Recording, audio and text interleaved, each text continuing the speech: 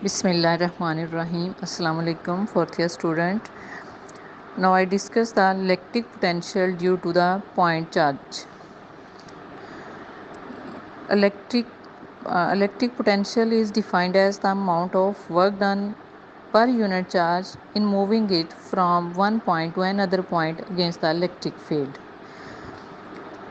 In order to drive the electric potential due to a single point charge, let us consider a point charge plus q, which is located at the center of the sphere, and the electric line of forces are radially outward. That means along the radius, and their direction is outward. In order to calculate the electric potential due to this point charge, let us take another test charge plus q naught at position P, which is at the distance r from the center of the sphere. Now this point charge, if we move this point charge in a direction opposite to the electric field, our work is done by some external force against the direction of the electric field, and this work will be stored in the form of potential energy, and this work per unit charge is called the potential difference. Potential difference between the initial and final position. Now del V, that is equal to minus W over Q naught.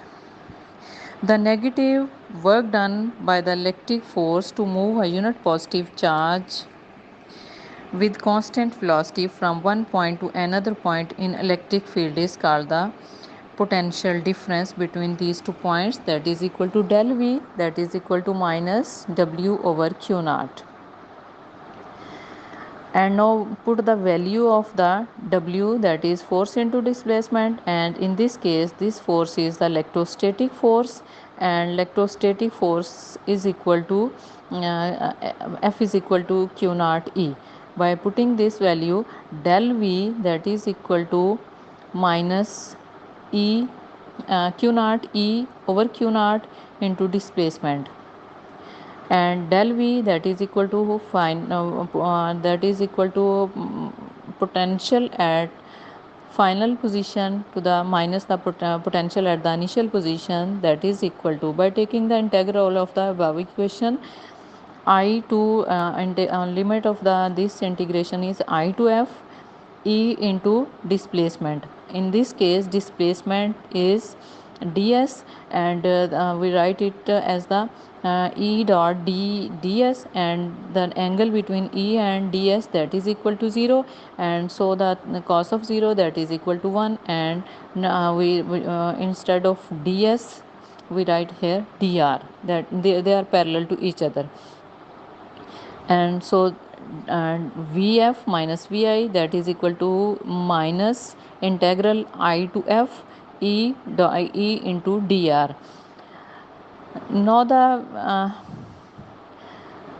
now when the del V, that is equal to I minus I into F E dr, and putting the value of E, that is equal to k q over r square, this equation becomes equal to del V, that is equal to Vf minus Vi is equal to minus I into integral from I to F k q over r square dr. In this case k and q, they are constant, so they can be taken out of the integral sign, and this equation will be written as del V, that is equal to minus kq integral of dr over r square. And integrating this equation, this becomes equal to kq in, integral of dr over r square, and putting the this after integration we get kq 1 over r, and its limit is from initial to final.